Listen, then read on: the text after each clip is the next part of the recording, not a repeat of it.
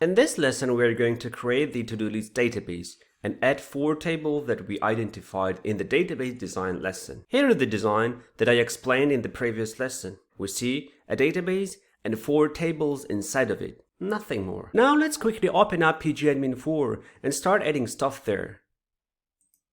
Let's hit that little thing here. As you can see, we are working with PostgreSQL 15. Depending upon the operating system that you are running on, and how you set up the database up, you can have different number of databases here.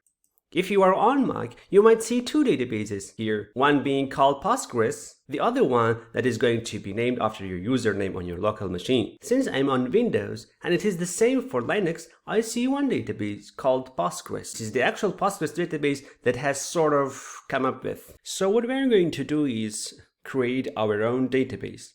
To do so, click on Databases, right-click, and create database. And let's go ahead and name it to-do list.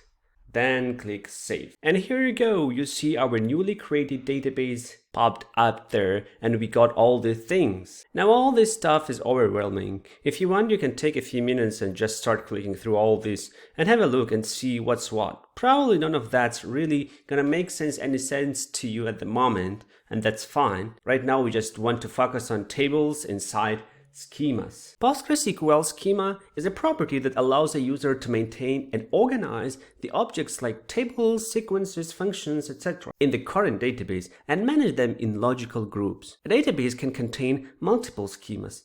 To create a schema, right-click on Schemas, Create Schema. Let's give the schema name to do and hit Save. We can verify that the schema has been created by looking at the sidebar on the left side. Just like that, now we have a schema.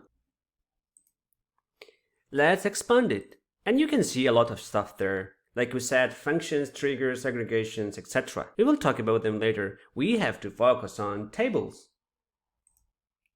Let's click on it, expand it, and there is no table. Let's create our first table. Right-click on Tables, Create Table.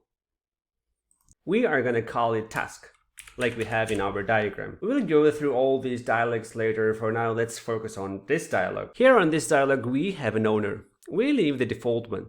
This owner was created automatically during installation of Postgres. It's your local owner. And for local or testing, we need to use it. Schema. It is the one that we have just created. I think you understood it already. Table space.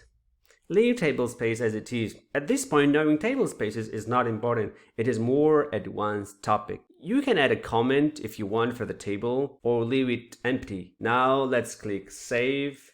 And here you go, we have our first table here. Now it's time to create the second table. It was user. Create table. But before we create the next table, just want to mention one rule or recommendation. The names of table, fields, and everything that you create should not use database management system keywords.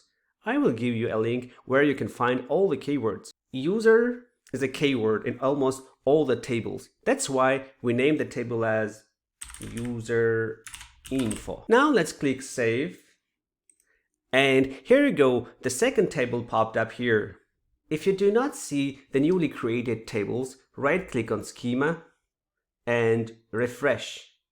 Oh, let me quickly edit this table since the T is with uppercase.